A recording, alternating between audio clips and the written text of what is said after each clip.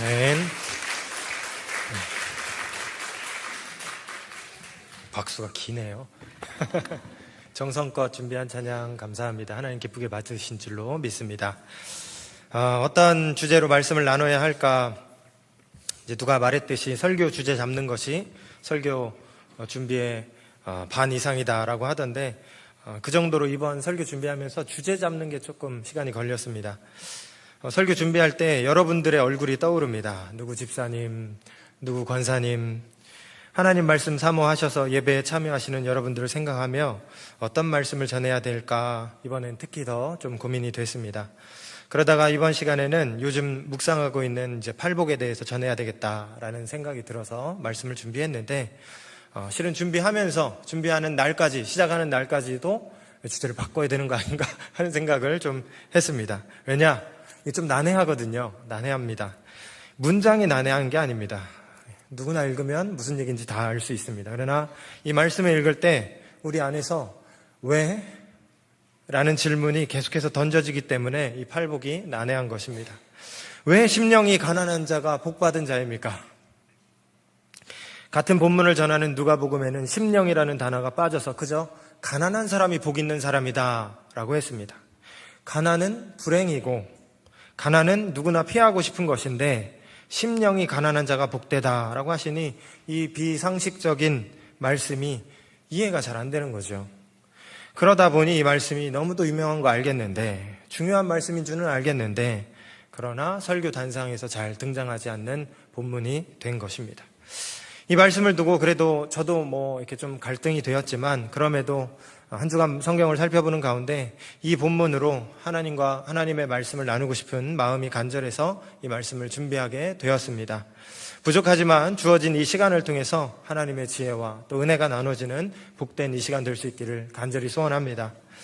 오늘 본문은요 5장 12절부터 시작을 해서 이제 7장까지 이루어지는 산상수훈의 첫 머리를 장식하는 말씀입니다. 산상수훈 하면은 예수님이 산에 오르셔서 당신의 교훈과 말씀을 전해주신 금과 옥조와 같은 말씀이다 라고 할 수 있습니다. 그런데 이 산상수훈을 시작하기 전에 4장 24절부터 25절까지의 말씀 보면 이 산상수훈이 등장하는 배경, 맥락을 알려주고 있습니다. 아마 자막이 돼 있을 텐데 제가 한번 읽어보면 예수께서 온 갈릴리에서 두루 다니사 그들의 회당에서 가르치시며 천국 복음을 전파하시며 백성 중에 모든 병든 자와 약한 것을 고치시니 그의 소문이 온 수리아에 퍼진지라. 사람들이 모든 앓는 자 곧 각종 병에 걸려서 고통당하는 자, 귀신 들린 자, 간질하는 자, 중풍병자들을 데려오니 그들을 고치시더라. 갈릴리와 데가볼리와 예루살렘과 유대와 요단강 건너편에서 수많은 무리가 따르니라. 그러니까 예수님이 이 땅에 계시는 동안 예수님께서 하신 일, 그리고 앞으로 이제 사역을 하시는 예수님께서 하실 일은 크게 세 가지로 나눌 수가 있는데, 먼저는 가르치시는 일, 두 번째는 전파하시는 일, 세 번째는 병자들을 고치시는 사역이었다는 거죠. 이 관점을 가지고 보면 5장부터 7장까지의 얘기는 예수님의 가르침과 복음 전파의 얘기로 볼 수 있는 겁니다.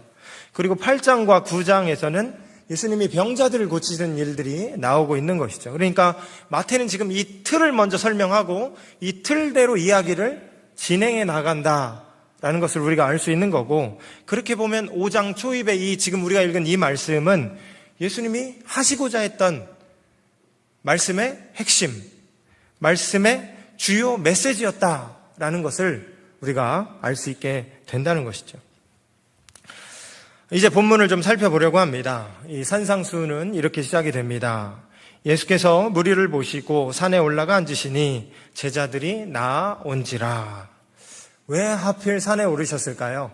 예전에 저 어렸을 때는 특강하시러 오시는 강사님이 그런 얘기도 했어요. 산이 소리가 잘 전달되고 이런 얘기도 좀 하셨었는데, 그보다는 오늘 좀 다른 얘기를 하려고 합니다. 누가는요, 같은 얘기를 예수님께서 평지에서 전하셨다라고 기록을 했는데, 예수께서 마태는 이 말씀을 산에서 전하셨고 산에 앉으셨을 때에 무리들이 모여들었다. 그리고 예수님의 말씀이 끝났을 때 이 모인 무리들이 예수님의 가르침에 깜짝 놀랐다라는 말까지 덧붙이고 있는 것입니다. 왜 하필 산이었을까? 많은 초대교회 교부들은 지금 마태가 예수님을 모세랑 비교하고 있다라고 그렇게 보았습니다. 모세가요, 산에 올라갔습니다. 산에 올라가서 하나님을 대면하고 하나님의 율법을 이스라엘 가운데 전한 사람이었죠. 모세가 그러했듯 지금 예수님께서도 산에 오르셔서 하나님의 말씀을 전하기 시작하셨다. 모세가 하나님의 율법을 전했듯 더 나은 모세이신 예수께서는 하나님의 말씀, 새롭게 갱신된 하나님의 말씀을 이스라엘에게 전해주셨다라는 얘기를 하고 싶어서 예수님이 산에 오르셨다라는 얘기를 굳이 마태는 써놨다는 것이죠. 여러분, 이 부분을 우리가 조금 더 비중 있게 생각해 봐야 됩니다. 모세가 어떤 사람입니까? 모세. 그야말로 이스라엘 사람들이 그토록 존경에 맞지 않는, 흠모에 맞지 않는 하나님과 얼굴과 얼굴을 맞대어 면전에서 대했던 사람, 그래서 이스라엘에게 하나님의 율법을 전해줬던 사람, 앞으로도 이와 같은 사람은 더 없을 것이다 라고 했었던 그 대단했던 사람이 모세이지 않습니까? 모든 유대인들이 모세하면 껌뻑 죽는 겁니다. 모세. 그렇게 존경에 맞지 않는 사람이 모세인 것인데 마태는 지금 그 모세를 들어서 그 모세와 같은 사람, 아니 그 모세보다 더 나은 분이 바로 예수님이시다라는 표현을 하고 있는 것입니다. 실제 예수님께서 하신 말씀을 잘 살펴보면 모세를 통해서 전해받은 율법에 대한 새로운 해석, 그 율법이 향하고 있는 하나님의 뜻이 무엇인지를 더욱 명쾌하게 밝혀주시는 장면들이 많이 나옵니다. 특히 5장에 보면 그런 내용들이 가득한데 5장 17절 말씀 보면 이런 말씀이 있습니다. 우리 화면에도 있는데 내가 율법이나 선지자를 폐하러 온 줄로 생각하지 마라. 여기서 율법이 바로 모세의 율법을 얘기하는 겁니다. 모세의 율법이나 선지자를 폐하러 오신 게 아니다. 오히려 완전하게 하러 왔다. 예수님이 율법에 대한 역할을 설명하고 있는 거죠. 5장 21절부터 22절 보면 옛사람에게 말한 바 살인하지 말라. 10계명이지 않습니까, 여러분? 10계명. 살인하지 말라. 누구든지 살인하면 심판을 받게 되리라 하였다는 것을 너희가 들었지만 나는 너희에게 이르노니 형제에게 노하는 자마다 심판을 받게 되고 형제를 대하여 라가라 바보라 하는 자는 공회에 잡혀가게 되고 미련한 놈이라 하는 자는 지옥불에 들어갈 것이다. 모세의 율법을 계속 설명하며 비교하며 그 해석에 분명한 의미를 전달하고 계시는 겁니다. 하나 더 보면 이건 한번 읽어볼까요? 시작. 또 간음하지 말라 하였다는 것을 너희가 들었으나 음욕을 품고 여자를 보는 자마다 마음에 이미 간음하였느니라. 모세의 율법을 가져와서 그 의미를 하나님의 뜻을 분명하게 지금 다시 설명하고 계시는 겁니다. 예수께서는 지금 이스라엘이 금과 옥조처럼 귀히 여기는 모세의 율법을 새롭게 또 분명하게 다시 해석을 해주고 계시는 거였다는 거죠. 그러니까 마태는 지금 예수께서 새로운 모세이시며 더 나은 모세이심을 유대 성도들에게 전하고 있는 것이고 그 뉘앙스를 오늘 1절에서도 우리가 읽어낼 수 있다는 겁니다. 예수님이 산에 오르셨다라는 여기에서 읽어낼 수 있다는 거죠.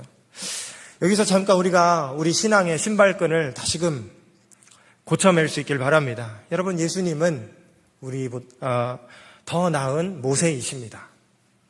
모세가 기적을 통해서 이스라엘에게 하나님의 확신을 심어주었듯이 이스라엘을 구원으로 이끌었듯이 예수께서는 여러 기적을 통해서 새로운 이스라엘을 구원으로 이끌어 가십니다.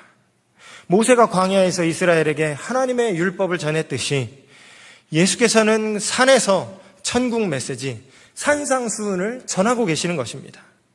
예수께서 모세가 이스라엘을 젖과 꿀이 흐르는 땅인 가나안 땅으로 이끌었듯이 예수께서는 제자들의 무리를 더 나은 땅인 영원한 하나님 나라로 이끌어가고 계시는 것이죠. 더 나은 모세, 우리를 완전하고 영원한 천국으로 인도하시는 이 예수가 바로 우리의 예수임을 여러분 꼭 기억하고 붙들고 살 수 있는 저와 여러분 될 수 있기를 간절히 소원합니다. 예수님이 말씀하십니다. 심령이 가난한 자는 복이 있나니 천국이 그들의 것이며 애통하는 자는 복이 있나니 그들이 위로를 받을 것이며 온유한 자는 복이 있나니 그들이 땅을 기업으로 받을 것이며 의에 줄이고 목마른 자는 복이 있나니 그들이 배부를 것이요 긍휼히 여기는 자는 복이 있나니 그들이 긍휼히 여김을 받을 것이요 마음이 청결한 자는 복이 있나니 그들이 하나님을 볼 것이요 화평하게 하는 자는 복이 있나니 그들이 하나님의 아들이라 일컬음을 받을 것이요 의를 위하여 박해를 받는 자는 복이 있나니 천국이 그들의 것임이라. 심령이 가난한 자가 복이 있다 말씀하셨습니다. 누가는 말씀드린 대로 심령이 가난한 자에서 심령을 빼고 그저 가난한 자가 복이 있다라는 말씀으로 이 말씀을 전하고 있습니다. 여러분, 가난한 자가 어떻게 복이 있다는 겁니까? 애통하는 자가 복이 있다 그랬습니다. 애통하는 자가 어떻게 복이 있는 겁니까?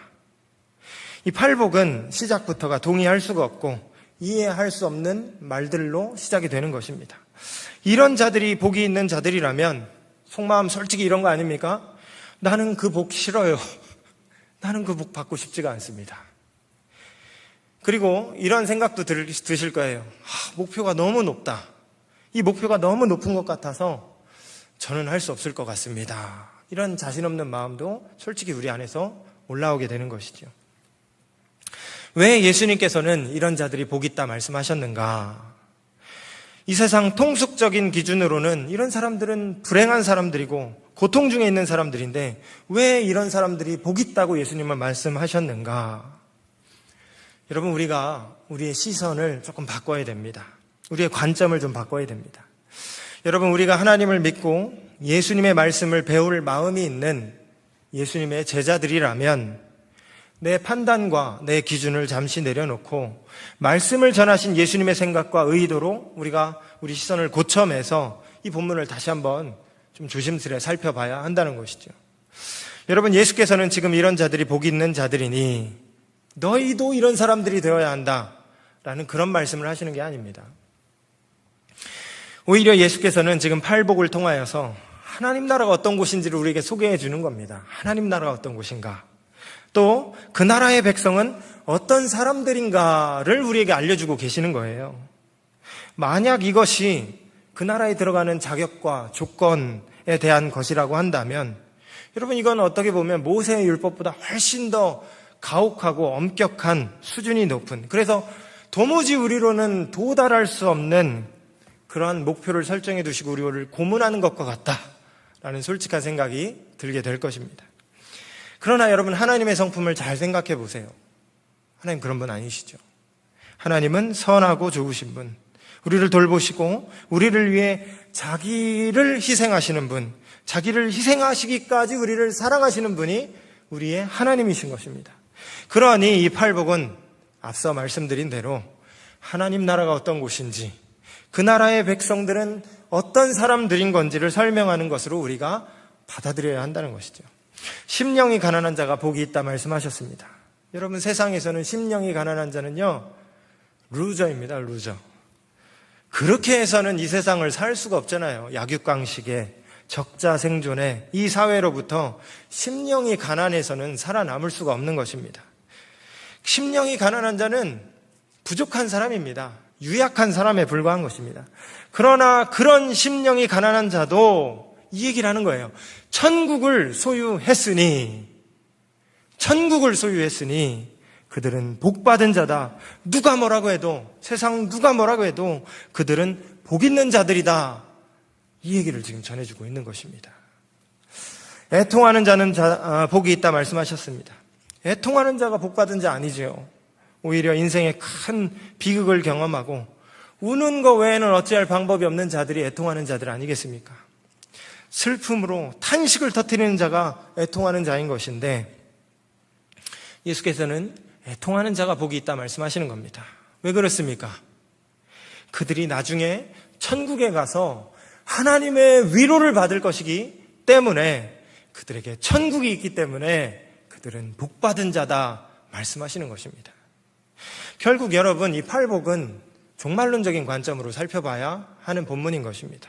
다시 말해서 우리가 미래에 가게 될 하나님 나라라는 필터로, 이 안경으로 이 말씀을 바라보아야만 이 의미가 분명하게 드러나는 말씀이라는 것이죠. 예수님을 통해 이 땅에 임할 하나님의 나라가 우리를 영원히 완전히 복 있는 자로 만들어 버릴 것이기 때문에 현재의 심령이 가난하고 애통하고 의의를 위해 박해를 받는다 할지라도 우리는 복 있는 사람이다. 누가 뭐라고 해도 우리는 복 있는 사람이다.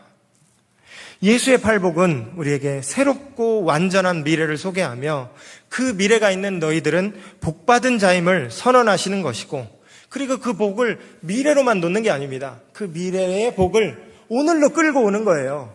오늘로 끌고 와서 미래에 그 복이 있기 때문에 오늘도 나는 복받은 사람이다 라는 것을 우리에게 선언하시는 말씀인 것입니다. 또 여러분, 팔복은 관계적으로 읽어야 하는 말씀입니다. 관계적으로 읽어야 하는 말씀. 시편 1편에 따르면 복 있는 사람은 어떤 사람입니까? 여호와의 율법을 주야로 묵상하는 사람입니다. 다시 말해서 시편 1편에서의 복 있는 사람은 하나님과 관계를 잘 맺는 사람이 복 있는 사람이라는 거예요. 그러나 팔복에서 복 있는 사람은 하나님만이 아니라 타인과도 적절한 관계를 잘 맺는 사람이 복 있는 사람인 것입니다. 온유한 사람이 복 있다 그랬습니다. 온유함은요, 자기 혼자 묵상한다고 나오는 게 아닙니다. 다른 사람과의 관계 속에서 드러나는 특징이 바로 온유함인 것이지요. 긍휼히 여기는 자도 그렇습니다. 다른 사람과의 관계 속에서 긍휼히 여기는 것. 다른 사람이 없으면 긍휼히 여기는지 아닌지 어떻게 합니까, 그 사람이? 나와 다른 상황에 있는 자에게, 나에게 그를 도울 힘이 있는데 나의 손익을 먼저 생각하지 않고 그에게 기꺼이 도움을 주는 자, 꼭 도움을 주지 못한다 할지라도 그런 사람들과 함께 마음을 묶는 자, 그들의 어려움을 깊이 공감하는 자가 바로 긍휼히 여기는 사람인 것이죠. 화평하게 하는 자, 마음이 화평한 사람을 얘기하는 게 아닙니다. 화평하게 만드는 사람을 얘기하는 거예요. 화평하게 만드는 사람. 공동체의 평화를 위해 수고하고 애쓰는 자, 그러한 사람이 복 있다 하신 이 말씀도 같은 맥락의 말씀인 것이죠. 결국 하나님 나라 백성은 타인을 소중히 여기는 사람인 것입니다. 내 안위를 먼저 위하기보다는 타인의 처지와 형편을 고려하고 그것에 마음을 쓰는 사람, 정리하면 관계적인 사람이 천국에 속한 사람이다라는 것을 알 수 있다는 것이죠. 또 팔복은 조건적으로 주어진 말씀입니다. 조건적으로 주어진 말씀. 여러분, 팔복에서 예수님은 누군가 복 있는 사람이다 라고 말씀하셨기 때문에 여기서 생략된 부분이 있어요. 누구는 복이 없는 사람이다 라는 것을 우리가 상상할 수 있겠죠. 그런데 아까 말씀드린 것처럼 이걸 조건적으로 생각하면 안 됩니다. 조건적으로 생각한다면 천국을 또 쟁취하기 위해서 우리가 심령이 가난해져야 하는 것이고, 또 누군가는 애통을 훈련하시겠죠.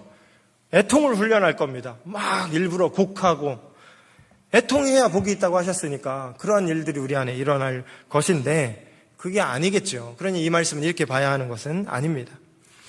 여러분, 예수님의 사역은 소외되고 억압받고 억눌린 사람들에게 초점이 맞춰져 있었습니다. 그걸 어떻게 알 수 있는가? 예수님의 공식 첫 설교라고 할 수 있는 누가복음 4장 말씀해 보면 예수님이 처음 사역 시작하실 때요, 설교한 내용이 있어요. 그게 뭐였냐면 이사야 61장의 말씀이었습니다. 이사야 61장. 제가 한번 다시 읽어볼게요. 누가복음 4장에 나오는 말씀인데, 예수께서 그 자라신 곳 나사렛에 이르사 안식일에 늘 하시던 대로 회당에 들어가사 성경을 읽으려고 서심에 선지자 이사야의 글을 들이거늘 책을 펴서 이렇게 기록된 데를 찾으시니 곧 주의 성령이 내게 임하셨으니 이는 가난한 자에게 복음을 전하게 하시려고, 가난한 자에게 내게 기름을 부으시고 나를 보내사 포로된 자에게 자유를, 눈먼 자에게 다시 보게 함을 전파하며, 눈먼 자, 눌린 자를 자유롭게 하고 주의 은혜의 해를 전파하게 하려 하심이라 하였도다. 이렇게 하고 성경을 탁 닫으신 다음에 오늘 이 말씀이 너희에게 응하였도다 이러면서 사역을 시작을 하신 것입니다. 따라서 오늘 본문 말씀은 여러분 예수님의 비전 선언문인 것입니다. 팔복은요, 하나님 나라, 천국이 어떤 사람들로 이루어졌는지에 대한 선언으로 우리가 이 말씀을 받아야 한다는 것이죠. 그러면 그 나라 사람들은 어떤 사람들인가? 이 세상 끝나누기와는 관련이 없는 사람들이라는 거예요. 관계가 없다는 겁니다. 가난하고 애통하고 온유하고 의로움을 추구하고 남을 긍휼히 여기는 사람, 마음이 청결한 사람, 자기가 속한 공동체의 화평을 위하는 사람, 이런 사람들이야말로 천국에 어울리는 사람이라는 이러한 선언을 하고 계셨다는 것입니다. 그러한 의미로서 팔복은 조건부의 말씀이라는 겁니다. 조건부의 말씀. 이 세상 기준에 부합하지 않아서의 조건부가 아니라 천국 백성에게는 특별한 특징이 있다라는 측면에서 조건부라는 것이죠. 잘 따라오고 계십니까, 여러분? 저만 힘줘서 얘기하는 거 아니죠? 설교를 이제 마칩니다. 마치면서 두 가지 말씀을 드리고 싶습니다. 먼저는 이 말씀이 저와 여러분에게 위로가 되길 바랍니다. 위로가 되길 바랍니다. 지금 슬프고 괴롭고 건강이 있고 없고 재물이 있고 없고에 여러분 너무 좌지우지 되지 말기를 바랍니다. 물론 그것들이 우리 인생에 많은 영향을 미칩니다. 그 영향력이 실로 막강해서 그걸 과소평가하는 그런 얘기를 하는 게 아닙니다. 하지만 우리는 여러분 그런 것들에 결정되는 존재는 아니라는 것이죠. 우리는 그런 세상 기준과 조건들에 의해서 결정되는 가치 매김을 당하는 존재들이 아니라 예수 그리스도를 믿음으로 결정되는 존재들이니 예수 그리스도를 믿어서 우리에게 천국이 있으니 당장 내 손에 쥔 것이 없다 할지라도 저 천국을 소유한 것으로 저와 여러분이 하나님의 위로를 받으시라는 겁니다. 두 번째는 여러분 이 말씀이 저와 여러분에게 도전이 되기를 바랍니다. 도전이 되길 바랍니다. 여러분 우리가 홍수와 같이 범람하는 이 세상 메시지에 늘 둘러싸여 있습니다. 이 세상에서 잘난 사람은 돈 있는 사람입니다. 건강이 있는 사람입니다. 명예가 있는 사람입니다. 학벌이 좋은 사람이고 경력이 좋은 사람이라는 여러분 이런 기준들로 세상은 줄을 세우고 판단하는 그런 시각에 여러분 우리가 얼마나 자주 많이 난도질을 당합니까? 그러나 예수께서는 심령이 가난한 자도 천국을 소유했으니 그가 누구보다 복 있는 자라고 말씀하시는 겁니다. 애통하는 자도 천국을 소유했다면 그가 복 있는 자라고 말씀을 하시는 것이지요. 그러니 여러분 세상 기준에 세상 가치관에 잠식당하지 마시고 하나님의 시각을 견지하며 하늘나라의 복이 오늘 나에게 주어져 있음을 꼭 붙들고 세상 속에서도 담대히 당당히 주님의 자녀로 살자는 것입니다. 여러분 우리는 복 있는 사람입니다. 제가 갑자기 좀 의지가 올라왔습니다. 한번 따라해 볼까요? 여러분 우리는 복 있는 사람입니다. 예, 맞죠? 예. 이 복을 주신 하나님께 감사하며 또 이 복을 이루기 위해서 이 땅에 오신 예수 그리스도의 모든 행하신 일들에 감사하며 여러분 이번 한 주간도 승리하며 살아갈 수 있는 저와 여러분 될 수 있기를 간절히 소원합니다. 기도하겠습니다. 하나님 감사합니다. 우리에게 천국을 허락하여 주셔서 감사합니다. 우리는 이 세상 기준에 그렇게 대단한 사람들이 아닌데 이런 우리들도 주님은 복이 있다 말씀하십니다. 너희에게 천국이 있기 때문에 너희에게 하늘 나라가 있기 때문에 너희는 누가 뭐래도 복받은 자라 주님 말씀하시오니 하나님 그 말씀 우리 마음속에 지워지지 않게 하시고 꼭 붙들고 살 수 있게 하시고 당당히 담대히 주님의 자녀로 살아갈 수 있는 우리들이 될 수 있도록 인도하여 주시옵소서. 예수님의 이름으로 기도합니다. 아멘.